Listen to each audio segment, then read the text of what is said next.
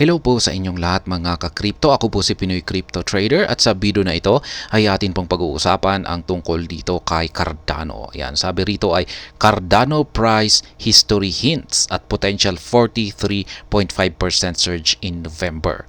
Yan, yung historical charts po ni Cardano. Yan, yung kanyang price historical charts ay nagpakita raw po ng isang pattern. Yan, or isang signal na may potential daw pong umakyat si Cardano ng 43.5% ngayong buwan ng November. Ayan. Bago po tayo magpatuloy ay nais ko po munang bigyang linaw ang aking disclaimer kung saan ang nilalaman po ng video na ito ay hindi po ito isang financial advice. For education and information purposes lamang po ang layunin nito. Maliban po dito ay nais ko na rin pong magbigay babala na wala pong kahit anumang group chat ang Pinoy Crypto Trader. Ayan. Judging by the historical price data of Cardano, expectations abound that the coin may welcome a 43.5% growth in November. Ayan. Kung gagamitin daw natin bilang basihan yung historical price data ni Cardano, ay mukhang meron tayong makikita rito na signal na posible pong umangat si Cardano ng 43.5% ngayong buwan ng November. Ayan, CryptoRank data already pegs the accumulated growth rate this month at 9.05%. Ayan. Naglapas na po ng price prediction si CryptoRank dito kay ADA at sinabi po niya na ngayong buwan na ito ay aakyat daw po ang kanyang presyo ng 9.05%. This growth ends a period of 2 successive yearly drops in Cardano's price falls for November. And Cardano's bullish prospects. According to CryptoRank data, November has already showcased mixed growth patterns. In November 2017, the asset recorded a massive 311.6% growth. This appreciation at the time drew on massive hype that trailed the launch of the protocol. After the performance in November 2017, ADA nosedive 44.11%, for 44.1% in November 2018 and by 2.39% in November 2019. Cardano reversed the trend the next year as its price in November 2020 jumped 84%. However, the bearish trend continued in 2021 and 2022 with 20.7% and 21% slumps respectively.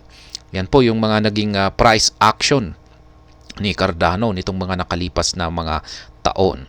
Following this historical order, Cardano has one natural course for this month and by the current outlook. The asset appears to be on track to follow this bullish trajectory. CryptoRank's data puts an average price jump of 43.5% in November. Ayan na nga. Si CryptoRank na rin po ang nagsabi na posible pong tumalon. Yan, sa average na 43.5% ngayong buwan na ito si Cardano. With ADA's price peg at 0.3171 up by 2.48% overnight, it has extended its gain this November to 7.77%.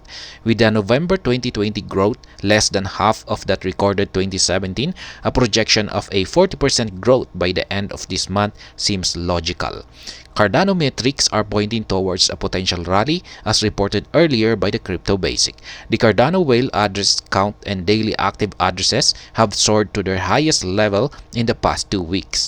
A sustained trend in these metrics will showcase growing demand for ADA and might boost price growth moving forward. Ayan.